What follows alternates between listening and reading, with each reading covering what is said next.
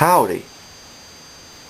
Here are the second wave of Universe 2.0 legends, Hound, Jazz and Megatron. The first wave consists of Cybertron Legend repaints, which I'm not fussed about, to be honest. But these are all new molds. Like the Classics Legends, I'll be looking at these one at a time. First, Hound.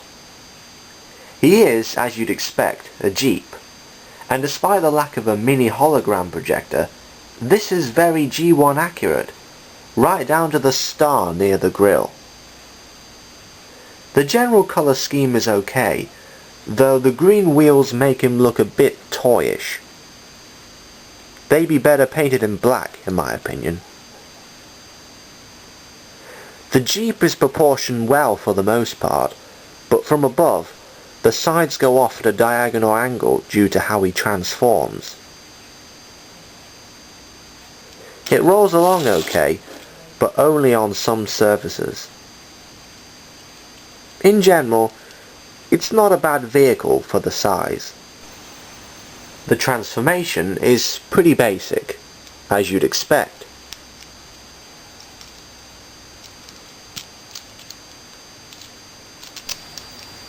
Like his Jeep mode, Hound's robot form is faithful to his G1 self, but you can immediately spot his proportion problems. From the front, these wheels stick out glaringly, and from the sides, the head and arms are positioned too far back. At least he lacks the ludicrously large feet of the original toy. Articulation is fair for a Legends figure, but these wheels really get in the way of arm movement. The colour scheme remains the same, more or less, and he still has some good paint detailing. Overall, while not horrible, Hound's the weakest of the Legends in this wave. Next, there's Jazz. The vehicle is close to a Porsche, which was Jazz's original form. While white isn't the most exciting colour to use, the striped deco and painted windows break it up. It all looks very G1 accurate, even without the usual number 4. In fact, if he had just a few more paint apps, mainly on the side windows, this would be a flawless Legends car. It rolls along well, and that's it. Very nice. The transformation is somewhat similar to Legends Barricade, but results in a slightly better robot mode.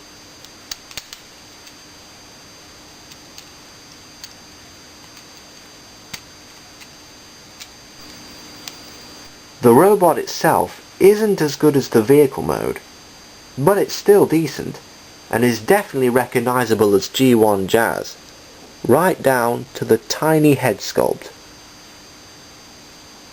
His colour scheme is nicely broken up by some black in places. The arms are the only real oddity, as they're just moulded into the sides of the car. Otherwise, he's good regarding proportions. Articulation is again average for a Legends figure. There's more movement in the legs than the arms.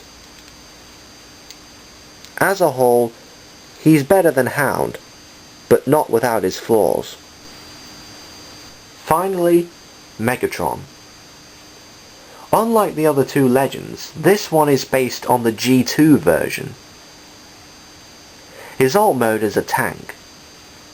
It looks very nice, save for two things. There's a gap in the treads due to the shoulder joints, and the fists are visible on the back of the turret. Other than that, it's all good. The camouflage deco is accurate to the original toy, though the shade of green is more military-like. Due to the transformation, the turret doesn't turn, nor does the barrel elevate, but it rolls along like Hound and Jazz. And that's it. The transformation is a simpler version of the original.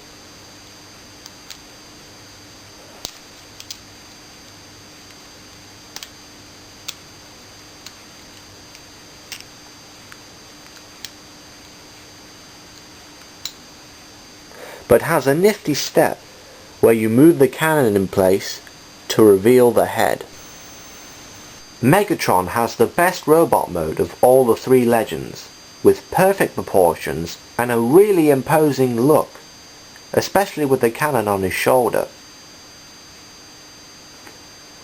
You can turn it either way, and the head moves with it. Articulation elsewhere is good, but he has no waist or elbow movement. Though you probably can't see it well, he has a pretty fierce expression for such a small figure. He retains his camouflage deco from earlier, but with some grey to break things up. He also has some great mold detailing. Overall, I'd say he's the best of the bunch. Generally speaking, they're all nice little figures and an improvement over the Classics Legends I reviewed 9 videos ago. But again, don't pay large amounts of money for these. They are only Legends after all. Next I'm looking at Beast Wars Rat Trap. Until then, till all are one.